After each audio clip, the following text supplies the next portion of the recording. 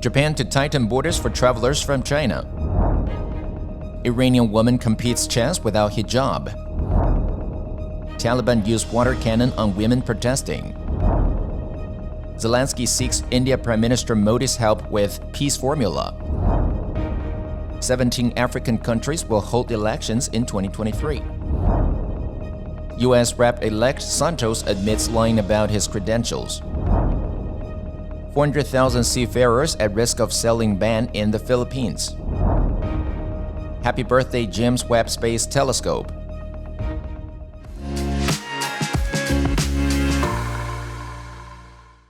Hello, I'm Wade Lee. Thank you for joining us on FUNDAY News. It is Wednesday, December 28th, and here are your top stories. On Tuesday, Prime Minister Fumio Kishida said that Japan will tighten its border control for travelers from China starting Friday.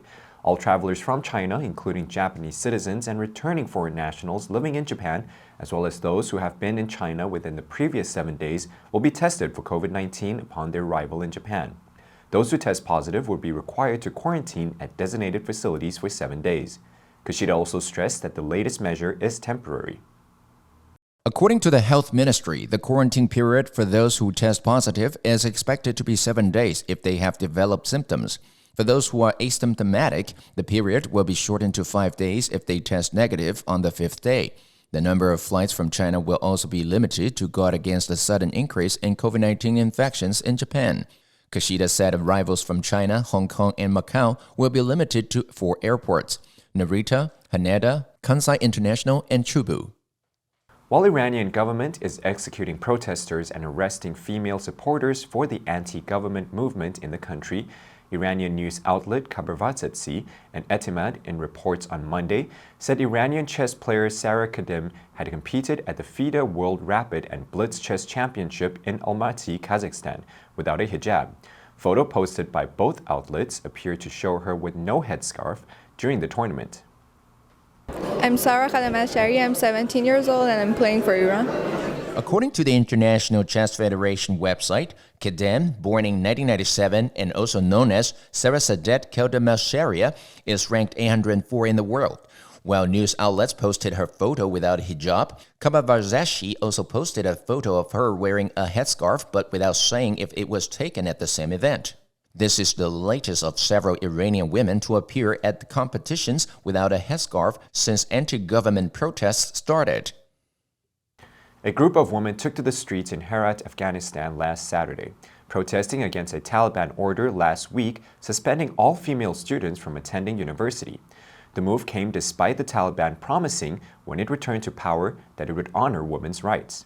It follows a similar move in March that barred girls from returning to secondary schools. Male students in universities across the country have responded to the latest education ban by boycotting their exam in protest. Video footage circulating on social media showed Taliban officials using a water cannon to disperse the female protesters. Girls could be seen running from the water cannon and chanting cowards at officials. Afghan women can no longer work in most sectors. Last Saturday, the Taliban ordered all local and international non-governmental organizations in the country to stop female employees from attending work. Women are also required to fully cover themselves in public, including their faces. On Monday, December 26th, Ukrainian President Volodymyr Zelenskyy wrote on Twitter, "I had a phone call with PM Narendra Modi and wished him a successful G20 presidency. It was on this platform that I announced the peace formula, and now I count on India's participation in its implementation."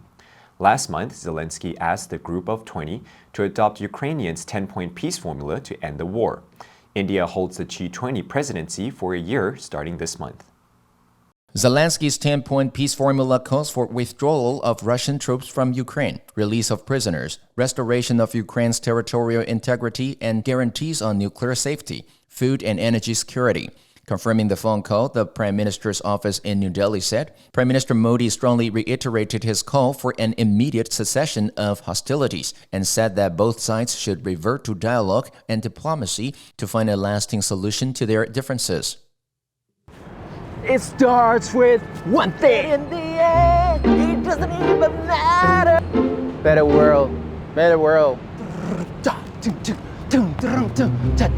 Welcome to Gilgil, California. Miracles, a miracle has happened tonight. Pray I'll be missing you.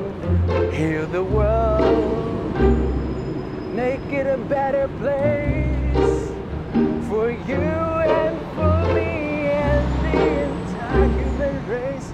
There are people dying, and I can't wait for the leaving, make a better place. Africa will hold state or parliamentary election in 17 countries in 2023. According to the Economist Intelligence Unit, these elections will significantly impact the continent. The Economist Intelligence Unit also warned the election period could bring volatility in Africa and that there is a high risk of political protests, mass demonstrations, and strikes in several countries. One of the critical questions for 2023 will be whether democracy is consolidated or pushed back further in Africa.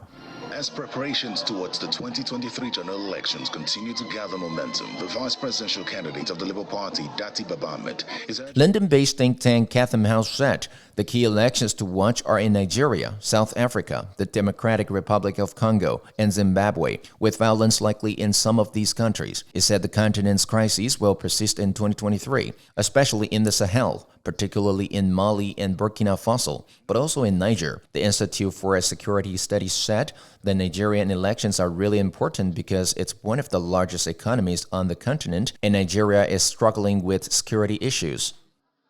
On Monday, U.S. Rep-elect George Santos told New York Post that he had fabricated important elements of his biography before last month's midterm elections.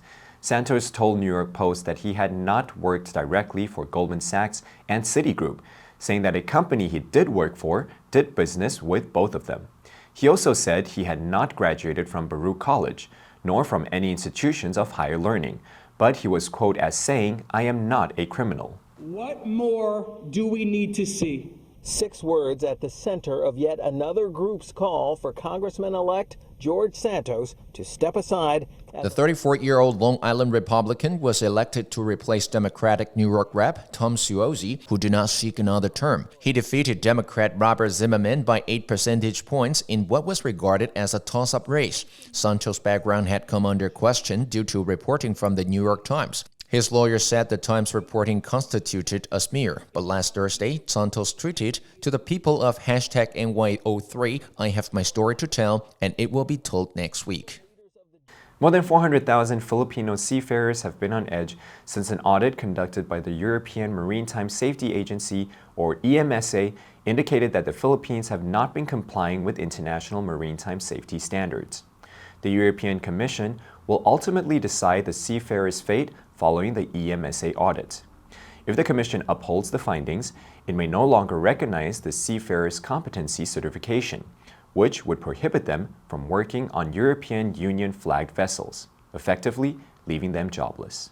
May 23 findings ang European Maritime Safety Agency o EMSA na dapat sagutin ng Pilipinas. EMSA has been warning the Philippines about its non-compliance since 2006. Filipino officials insist the government has taken consistent measures to improve maritime training and education and has significantly reduced the number of audit findings over the years. During a hearing in the Philippine Senate in October, Migrant Workers Assistant Secretary Jeremy Pepalina warned that 2022 is the final year marked by EMSA for compliance and warned of a domino effect on other related maritime industries. The James Webb Space Telescope completed 1 year in space on Christmas Day 2022. In its first year, Webb revolutionized astronomy in ways beyond anticipation. The $10 billion infrared space telescope was launched on 25 December 2021.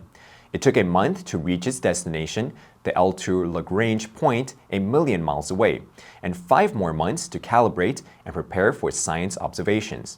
Nevertheless, when the first Webb image was released, they beat all expectations. Décollage, liftoff from a tropical rainforest to the edge of time itself. James Webb begins a voyage back to the birth of the universe. They included the deepest infrared view of the cosmos, a beautiful stellar nursery where hundreds of stars are taking birth, the spectrum of an exoplanet's atmosphere as never seen before, a dying star that has formed a spectacular ring of gas and dust around it, and a visual grouping of 5 galaxies in a new light. As a result, after data from the James Webb Space Telescope's early science program were released, hundreds of research papers were submitted for publication within weeks. FUNDAY News will help sharpen your English skills while keeping you informed on current international events. Tune into our other FUNDAY programs to learn more about the world's most important topics in English. Click the link below now to join FUNDAY for free. I'm Wade Lee, your host, and I'll see you next time.